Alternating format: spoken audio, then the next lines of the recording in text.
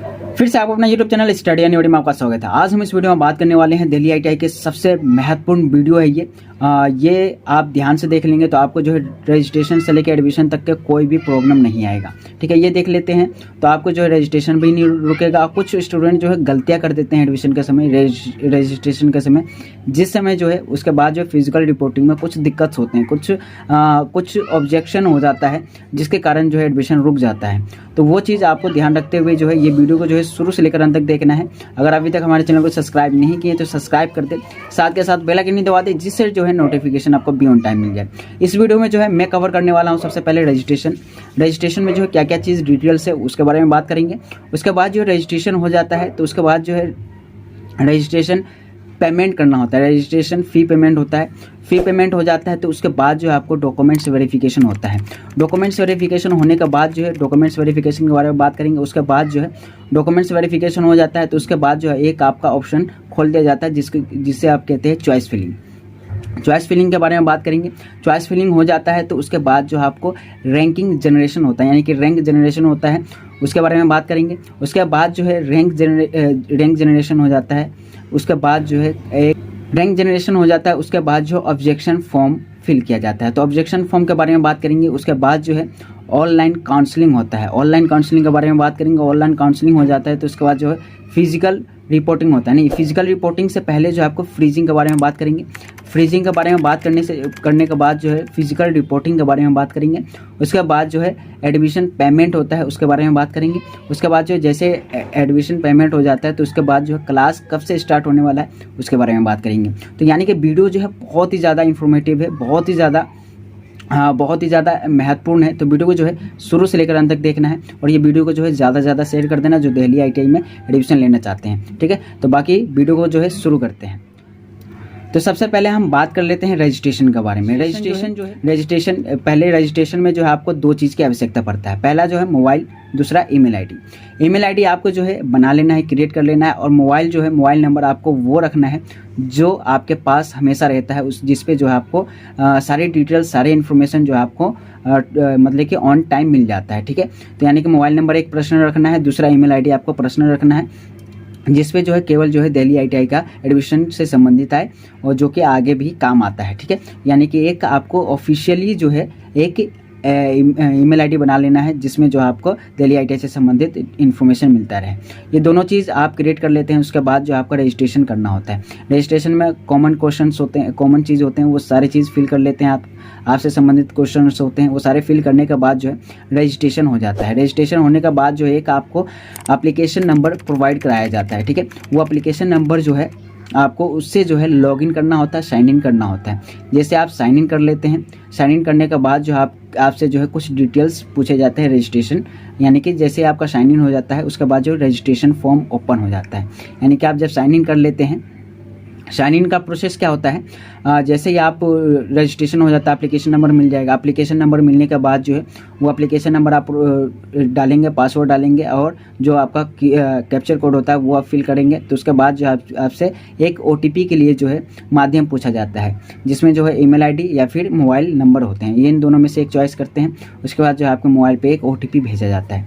OTP वो आप fill करने के बाद जो है जैसे ओटीपी फिल कर लेते हैं तो उसके बाद जो है आपका एक होम पेज खुल जाता है, आपका रजिस्ट्रेशन फॉर्म खुल जाता है जो कि आपके बगल में ही सारी चीज़ ग्रीन और रेड होगा। जो ग्रीन होगा यानी कि कंप्लीट होगा, ठीक है, और जो रेड होगा वो इनकम्प्लीट होगा। यानी कि जो भी आपने जब रजिस्ट्रेशन करेंगे तो केवल आपका जो है एक ही चीज़ आपका ग्रीन वाला दिख रहा होगा। ठीक है, यानी कि रजिस्ट्रेशन फॉर्म वाला आपको ग्रीन वाला दिख रहा होगा, यानी कि कंप्लीट दिख रहा होगा। उसके बाद जो है क्वालिफिकेशन डिटेल्स फिल करना होता है और भी कई सारे डिटेल्स होते हैं, वो सारी चीज़ फिल करना होता है। तो रजिस्ट्रेशन में जो है आपको सबसे ज़्यादा जो है ज़रूरत होता है वो होता है 10वीं और 12वीं का सर्टिफिकेट। जिस बेस्ड पे आप भरते हैं, जिस बेस्ड पे आप एडमिशन लेना चाहते हैं जिस ट्रेड में, उसके हिसाब से जैसे कि 10वीं का है तो 10वीं जो है पहला जो है क्वालिफाइंग डिटेल्स यानी कि क्वालिफाइंग सर्टिफिकेट मांगा जाता है, वो अपलोड करना होता है। इसमें जो है आपको दो चीज़ मिलता है जिसमें जो पहला होता है मार्कशीट, यानी कि क्वालिफाइंग मार्कशीट, 10वीं का मार्कशीट हो गया। दूसरा जो है सर्टिफिकेट होता है। दोनों में अंतर होते हैं, दोनों चीज़ अलग अलग है। मार्कशीट जो है जिसमें जो आपको ग्रेडिंग दिया जाता है, जिसमें आपको जो है पासिंग नंबर लिखा होता है, वो होता है आपका मार्कशीट। दूसरा होता है दूसरा सर्टिफिकेट होता है। सर्टिफिकेट पे केवल ये लिखा रहता है कि आपने ये क्लास जो है आपने पास कर रखा है, इतने ग्रेडिंग आपको मिला है, यानी कि वो सर्टिफिकेट होता है, ठीक है। ये दोनों अलग है। अब जिनके पास जो है मार्कशीट है लेकिन सर्टिफिकेट नहीं है, अधिकतर के पास सर्टिफिकेट नहीं होता है, ठीक है, नहीं मिलता है, ठीक है। तो सर्टिफिकेट जो है नहीं है तो आप उस पर जो है मार्कशीट भी अपलोड कर सकते हैं। मार्कशीट अपलोड कर देंगे, इससे कोई दिक्कत वाली बात नहीं, कोई ऑब्जेक्शन नहीं होता है, ठीक है। आप दोनों में जो है आपका मार्कशीट सर्टिफिकेट दोनों अपलोड कर देंगे। 10वीं यानी कि 10वीं के मार्कशीट में आप मार्कशीट अपलोड कर रहे हैं और सर्टिफिकेट में भी आप मार्कशीट अपलोड कर देंगे, कोई दिक्कत वाली बात नहीं है। तो इसके बाद जैसे ही क्वालिफाइंग डिटेल्स में ये आपको पता चलेगा होगा, उसके बाद जो है दूसरा आ जाता है कैटेगरी सर्टिफिकेट। कैटेगरी सर्टिफिकेट में क्या होता है, जिससे कैटेगरी यानी कि SC, OBC, ST, EWS, ठीक है, NCL, ठीक है, ये सारे जो है कैटेगरी हैं। अब जो SC ST है उसका तो ठीक है, EWS वाला भी ठीक है, लेकिन OBC वाले को ध्यान देना है। ये OBC वाले का क्या है, OBC का जिसका 1 ईयर यानी कि इसी साल आपका जो है यानी कि OBC का सर्टिफिकेट आया है या फिर बनवाया है आपने, तो आपको जो है NCL बनवाने की कोई आवश्यकता नहीं है। और जिनका 1 ईयर से ज़्यादा हो चुका है उसको जो है NCL बनवाना बहुत ही ज़्यादा ज़रूरी है। यानी कि जिसका जो है 1 साल के अंदर का है तो उसको NCL की ज़रूरत नहीं है, ठीक है। अब जिनका 1 साल से ज़्यादा हो चुका है यानी कि पुराना है, काफ़ी पुराना है, 1 साल से ज़्यादा हो चुका है, तो उसको जो है आपको NCL बनवाना होगा, ठीक है। NCL आपको बहुत ही ज़्यादा ज़रूरी हो जाता है एडमिशन के समय, ठीक है। जब फिजिकल रिपोर्टिंग के समय जाएंगे तो उस समय भी बहुत ही ज़्यादा ज़रूरी है, तो ये आपको NCL बनवा लेना है, ठीक है। NCL जैसे ये सब कैटेगरी सर्टिफिकेट आप अपलोड कर देते हैं, अगर आपके पास है तो आप लगा सकते हैं, नहीं तो कोई दिक्कत वाली बात नहीं है। ये लगाने से जो है आपको एडमिशन में छूट मिल जाता है, ठीक है, बस ये है। उसके बाद जो है तीसरा आ जाता है सब कैटेगरी सर्टिफिकेट। सब कैटेगरी यानी कि एडमिशन के समय जो है कुछ छूट मिलता है, जैसे कि जिनके पास जो जम्मू एंड कश्मीर का सर्टिफिकेट हो उनको जो छूट मिल जाता है एडमिशन के समय। NCC वाले हो गया, ठीक है, डिफेंस वाले हो गए, ठीक है, जिसके पास फिजिकल हैंडीकैप का जो है सर्टिफिकेट हो गया, और भी कई सारे होते हैं सब कैटेगरी सर्टिफिकेट।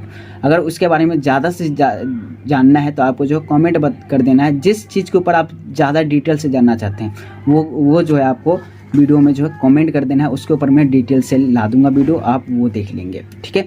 उसके बाद ये सब कैटेगरी का हो जाता है। उसके बाद जो है तीसरा जो है आप जब फॉर्म रजिस्ट्रेशन करते हैं, फिल करते हैं, तो उस समय जो है आपको रूरल वेटेज सर्टिफिकेट के बारे में पूछा जाता है, यस और नो करना होता है। यस करेंगे तो आपको जो ये सर्टिफिकेट आपको अपलोड करना होता है, अगर नो कर देंगे तो आपको सर्टिफिकेट अपलोड नहीं करना होता है, ठीक है, ये ध्यान रखेंगे। उसके बाद जो अंडरटेकिंग जो है आपको वो फॉर्म फिल करके जो अपलोड करना होता है। उसके बाद जो है इसमें फ़ोटो और सिग्नेचर का आवश्यकता पड़ता है। फ़ोटो जो है आपको ध्यान रखना है, ये जो भी डिटेल्स आप अपलोड करेंगे ना वो सारे ओरिजिनल्स होने चाहिए, ओरिजिनल सर्टिफिकेट होना चाहिए, जिससे जो आपको डॉक्यूमेंट्स वेरिफिकेशन होगा ना उस समय ये यानी कि ये चीज़ जो है आपको ध्यान रखना होता है, जिससे जो है ऑनलाइन वेरिफिकेशन होता है डॉक्यूमेंट्स, वो उसमें आपको किसी भी तरह का दिक्कत से नहीं होता है और जल्दी से जल्दी वेरिफिकेशन भी हो जाता है, ठीक है। तो ये कर लेते हैं। उसके बाद जो फ़ोटो और सिग्नेचर, जो फ़ोटो जो है रिसेंट वाला होना चाहिए, अभी वाला होना चाहिए, जिससे जो है आपको एडमिशन के समय जो है पहचान आइडेंटिफाई जल्दी हो जाता है, ठीक है। तो ये फ़ोटो आपको ध्यान रखना है। उसके बाद जो सिग्नेचर आपको एक ही रखना है, जो कि आपका 10वीं और 12वीं पे जो भी आप कर रखे, आप एक सुटेबल एक सिग्नेचर बना ले, ठीक है, जिससे जो है आपको बाकी जो भी डिटेल्स फिल करेंगे उसमें आपको आवश्यकता पड़ता रहेगा, और सेल्फ अटेस्ट करेंगे उसमें भी, ठीक है। तो ये हो गया आपका रजिस्ट्रेशन के बारे में। तो जैसे ही आप रजिस्ट्रेशन कर लेते हैं उसके बाद जो आपका रजिस्ट्रेशन फ़ीस पेमेंट करना होता है। रजिस्ट्रेशन फ़ीस पेमेंट कैसे होता है, रजिस्ट्रेशन फ़ीस पेमेंट में जो है आपको 2-4 चीज़ आपको अगर है तो आप इससे पेमेंट कर सकते हैं। पहला हो गया आपका क्रेडिट कार्ड के माध्यम से जो है आप पेमेंट कर सकते हैं, इसमें कुछ चार्जेस कटते हैं, 0.1% ऐसा ही कुछ होता है, ठीक है। उसके बाद जो दूसरा है डेबिट कार्ड के माध्यम से भी आप कर सकते हैं, इसमें भी आपको परसेंटेज के हिसाब से जो है चार्जेस काटे जाते हैं। उसके बाद जो है इंटरनेट बैंकिंग के माध्यम से भी कर सकते हैं, इंटरनेट बैंकिंग के माध्यम से भी इसमें चार्जेस कटते हैं। UPI के थ्रू आप करते हैं, UPI QR स्कैनर के द्वारा, तो इसमें जो है कोई चार्जेस नहीं करते हैं। तो आप बेहतर होगा कि आप UPI या फिर QR स्कैनर के द्वारा जो है पेटीएम के द्वारा आप इसका जो है रजिस्ट्रेशन फ़ीस फिल करें। रजिस्ट्रेशन फ़ीस जो है मात्र 200 ही रुपये होते हैं, तो 200 रुपये ही का ही रजिस्ट्रेशन करना होता है, ठीक है। तो ये आपको समझ में आ गया होगा। उसके बाद हम बात कर लेते हैं डॉक्यूमेंट्स वेरिफिकेशन के बारे में। जैसे आप फ़ीस पेमेंट कर देते हैं तो आपका जैसे फ़ीस पेमेंट होगा वैसे ही आपका डॉक्यूमेंट्स वेरिफिकेशन के लिए आपको फॉरवर्ड कर दिया जाता है वो। तो डॉक्यूमेंट्स वेरिफिकेशन में जो है जैसे आप अपलोड किए थे, ओरिजिनल किए होंगे तो जल्दी से जल्दी आपका वेरिफिकेशन हो जाता है, ठीक है, उसमें दिक्कत से नहीं आते हैं, ठीक है, ओरिजिनल अगर आप अपलोड करते हैं तो, ठीक है। उसके बाद जो ऑनलाइन वेरिफिकेशन किस तरह से होता है, ऑनलाइन वेरिफिकेशन जो है, जो डॉक्यूमेंट्स वेरिफिकेशन होता है वो आपको जो है दिल्ली ITI के स्टाफ वो चेक करते हैं, ठीक है, कि ओरिजिनल है, कैसा है, क्या है, वो सारी डिटेल्स आपको ऑनलाइन ही हो जाता है।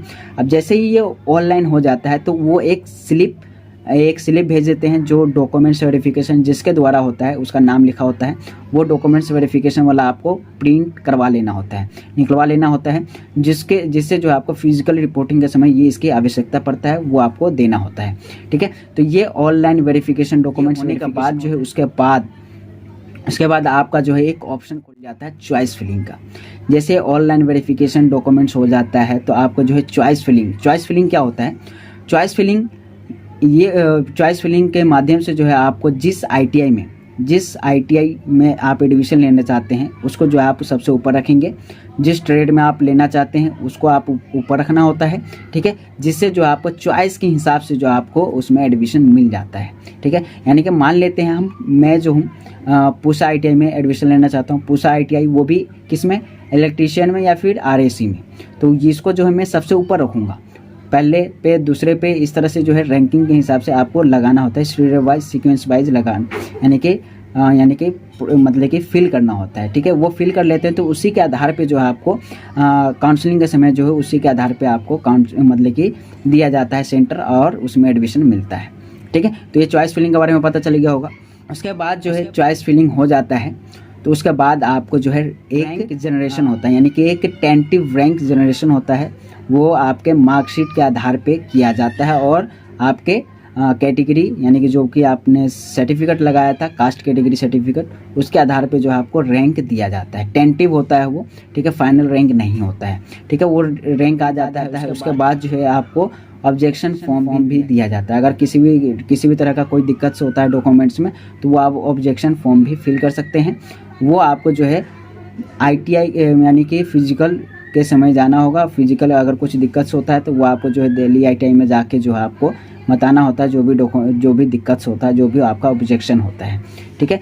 जैसे ही आ जाता है टेंटेटिव रैंक, ठीक है, उसके बाद जो फाइनल रैंक के माध्यम से जो है आपको क्या कहते हैं, जो फाइनल रैंक आता है उसके माध्यम से जो आपको काउंसलिंग में एडमिशन मिलता है, यानी कि कट ऑफ और रैंकिंग के हिसाब से, ठीक है। तो ये हो गया।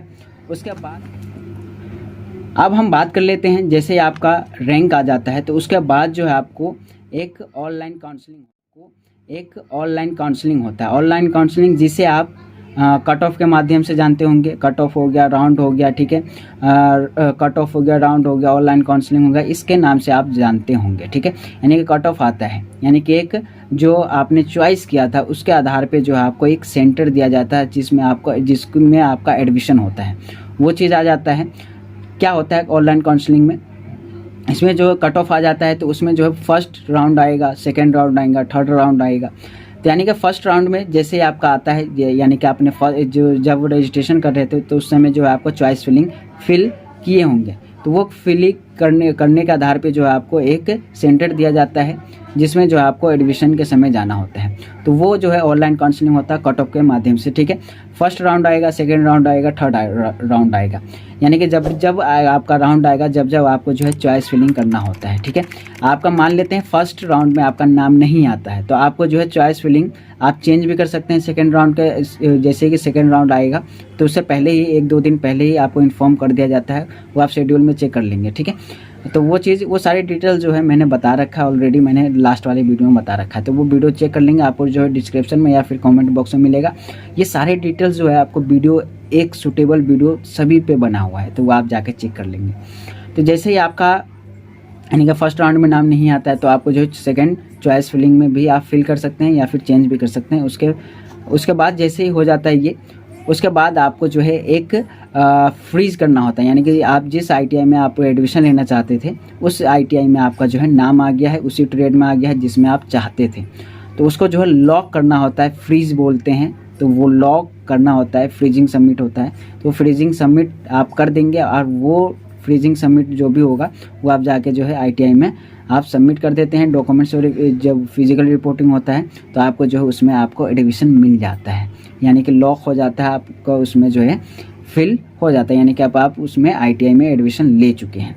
ठीक है, तो वो करने का बाद जो है उसके बाद आ जाता है फिजिकल रिपोर्टिंग। फिजिकल रिपोर्टिंग में जो आपको क्या क्या चीज़ लेके जाना होता है उसके बारे में बात कर लेते हैं। फिजिकल रिपोर्टिंग यानी कि जैसे आपको जिस ITI में आप एडमिशन लेना चाहते हैं, जिस ट्रेड में, उसमें आपका नाम आ गया है और उसी ITI में आपने एडमिशन लेने की इच्छा जताया है। ठीक है, तो वो जो है ये फ्रीजिंग कर लेते हैं। उसके बाद जो है आपको डॉक्यूमेंट्स वो जाके जो है फिजिकल रिपोर्टिंग करना होता है और बताना होता है, और जो भी डॉक्यूमेंट्स होता है वो अंडरटेकिंग वगैरह फिल करवाते हैं। ठीक है, तो जिसमें जो है आपको सबसे पहले जो फिजिकल रिपोर्टिंग में इसका टाइमिंग जो होता है वो 9:30 से लेकर 4:30 बजे तक होता है, यानी कि सुबह 9:30 बजे से लेकर शाम को 4:30 बजे तक होता है।